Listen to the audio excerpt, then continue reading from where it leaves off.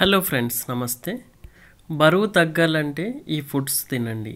అవకాడోలో fibre పుష్కలంగా ఉంటుంది. ఇవి జీర్ణక్రియను మెరుగుపరచడానికి, ఆకలిని తగ్గించడానికి సహాయపడతాయి. బ్రోకోలీ, వీటిలో క్యాలరీలు తక్కువగా ఉంటాయి. ఇది పేగు ఆరోగ్యానికి మంచిది.